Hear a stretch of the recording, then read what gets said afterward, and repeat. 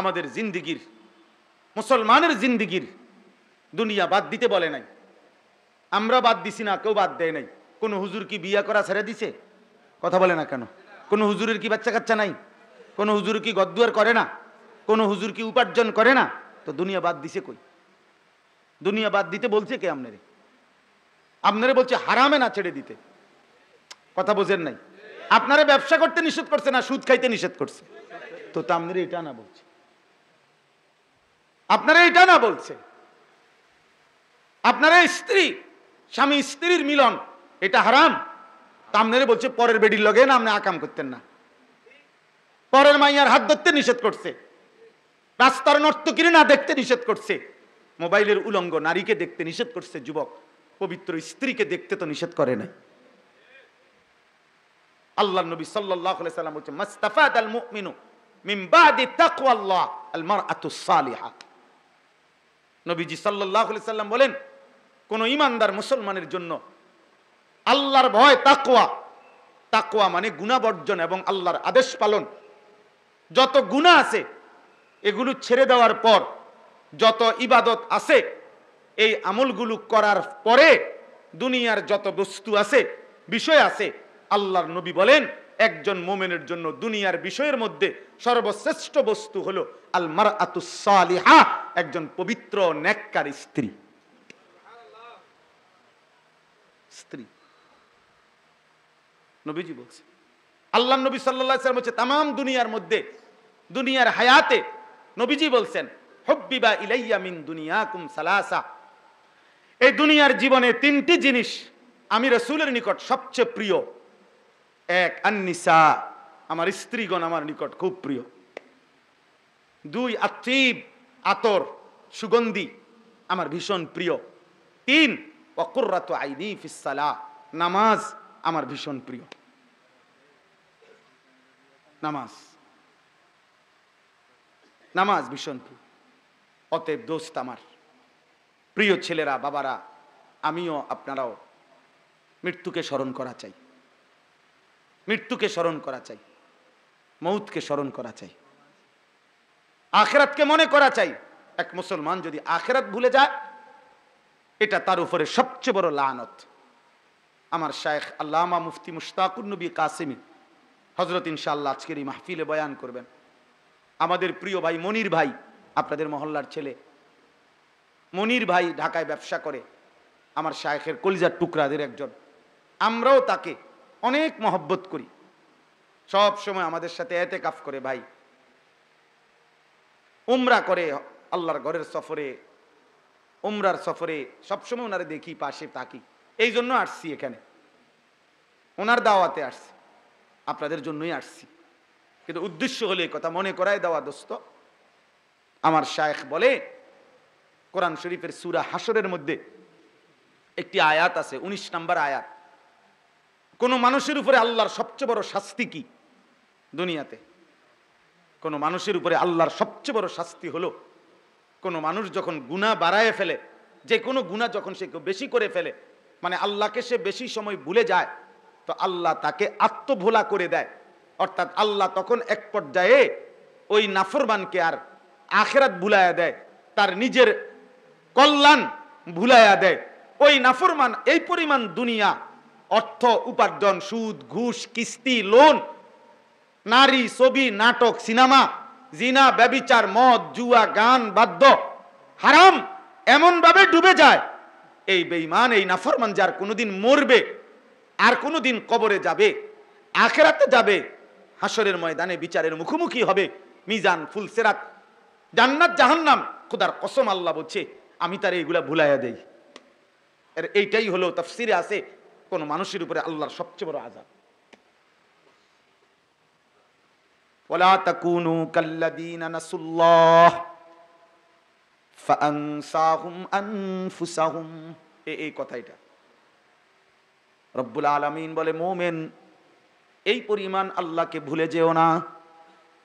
বেশি দিন আমি আল্লাহকে ভুলে গেলে আমি কিন্তু চূড়ান্ত একটা শাস্তি দেব বান্দা, সেটা হলো আমি তোমাকে তোমার আত্মপরিচয় ভুলিয়ে দেব, আত্মভোলা করে দেব।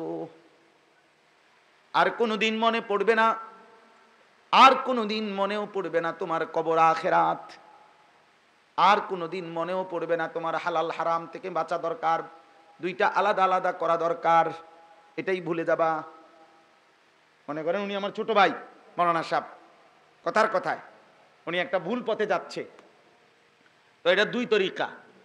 আমি তাকে ধরে ফিরাইয়া টাইনা থাপ্পড় দিলাম, কিল দিলাম, কিন্তু বললাম আর কোনোদিন যদি দেখি এদিকে যাও একবার আড্ডি খুললাম।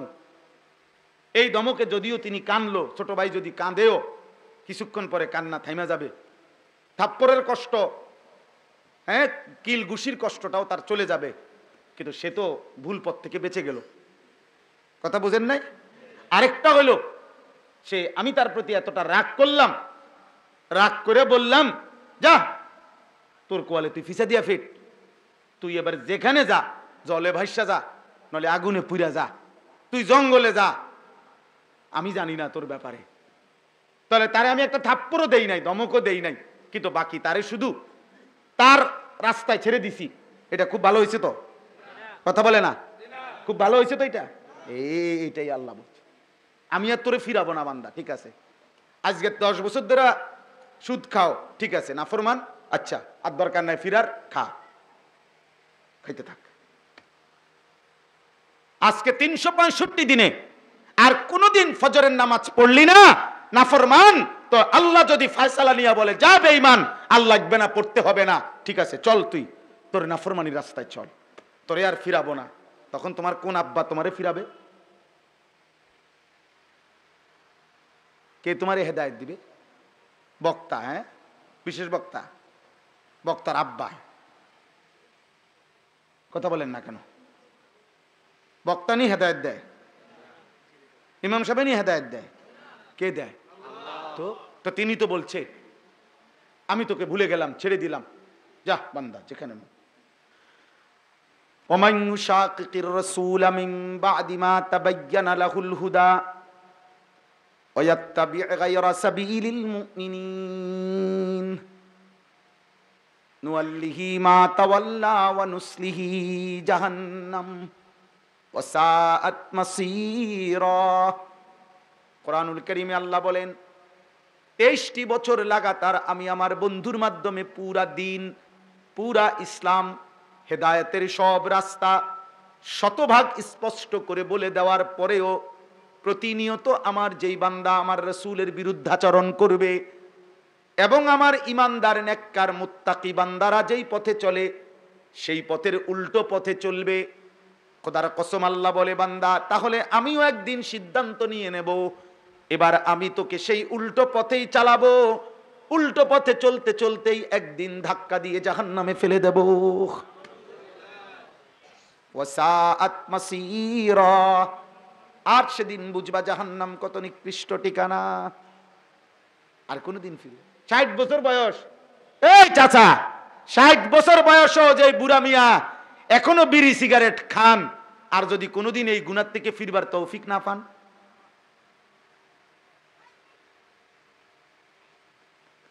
60 বছর বয়সও যে বুড়া মিয়া অনো আক করলে গালি ছাড়া কথা কইতে পারে না, এই অসভ্য মানুষ যার মুখে গালি ছাড়া কিছু কথা আসে না, এই নাফরমানি থেকে যদি আর ফিরতে না পারে, বুঝেন না হিসাবটা কি হবে তখন?